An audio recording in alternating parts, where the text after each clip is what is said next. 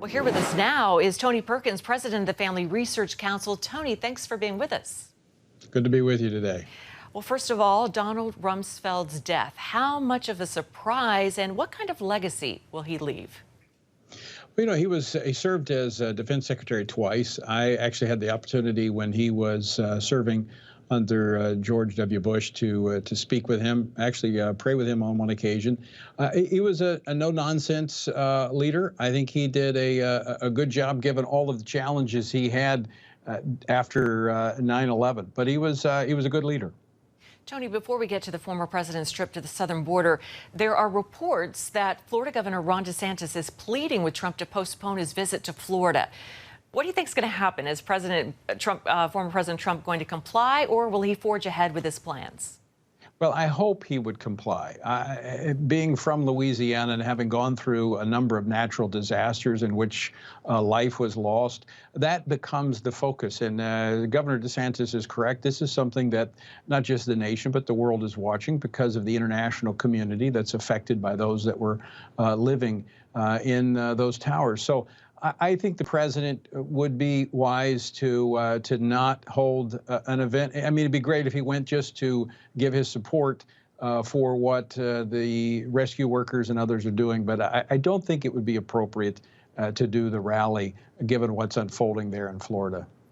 All right. Well, the former president toured unfinished portions of the border wall with Texas Governor Greg Abbott today. And Greg Abbott has promised to build a state-funded border wall. Will that alone solve America's immigration crisis? It won't solve it alone, but it'll be a good start. And this is actually a good use of the former president's time. I'm glad he went to the border. I was there a little over a year ago after his Remain in Mexico policy was put in place. And look, what has happened is you have the current administration has turned a fix into a fiasco because the problem had actually gone away. It was almost like a ghost town on our southern border because people were staying and being processed in a very systematic, rational way. Now you have chaos at the border.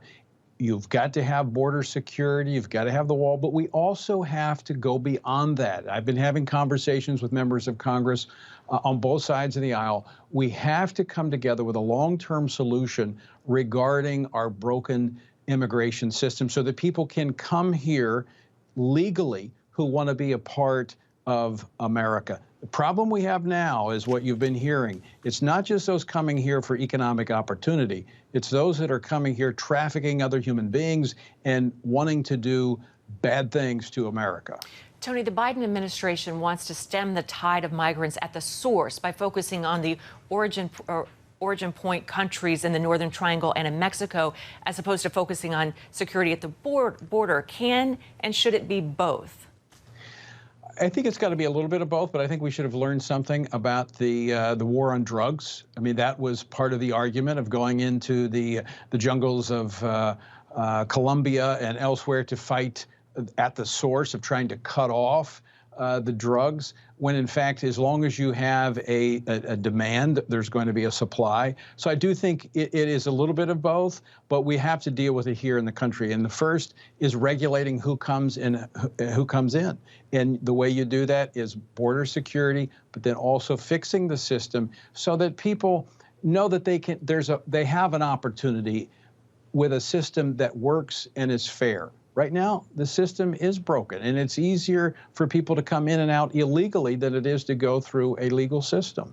Thanks, Tony. We'll have to leave it there. We always appreciate your insights. Thanks so much. Thank you.